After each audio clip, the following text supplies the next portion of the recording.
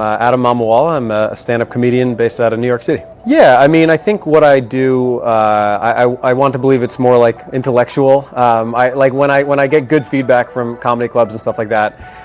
They're like, your audience is they seem very smart and very nice, and that's like what I'm trying to accomplish. Really, is that sort of vibe. So I think it's evolved over the years. Like when I started out, I did a lot more kind of observational stuff and even impressions and that sort of thing.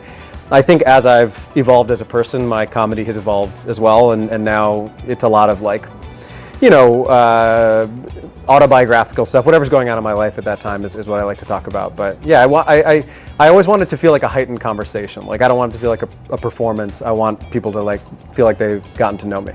I started out when I was in college, kind of on a recommendation from a friend of mine. I always liked comedy and I sought it out. I feel like I grew up being exposed to a lot of it. But yeah, it was kind of on a recommendation from a friend of mine. We were actually at a basketball game. The New Jersey Nets, that tells you how long ago this was. That's not even a team anymore.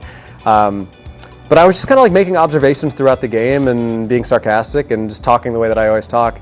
And at one point he was like, you should do stand-up. Like just kind of out of nowhere. He's like, just the way you see things, the way you like analyze things, it's kind of in that vein. So I was like, yeah, you know, why not? So I did an open mic at this comedy club in New Jersey.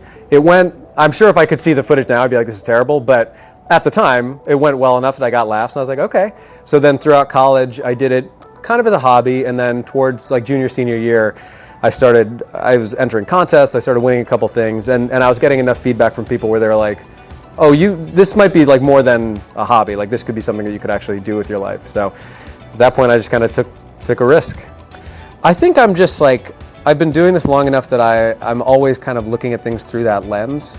Like I think sometimes you're hanging out with someone and they're like, oh, you're gonna like make a joke out of this? Like I'm not trying to, but I think when you've been doing stand-up for a while, you just see the world in a different way. So every day people experience interesting or funny things and they go home and tell their spouse about it and then they forget about it. But I think for me, I'm always being more analytical, and like if something happens to me or I'm in an experience that I think is interesting, I'm always writing that down and then figuring out like, okay, is this funny just to me? Is this funny to other people?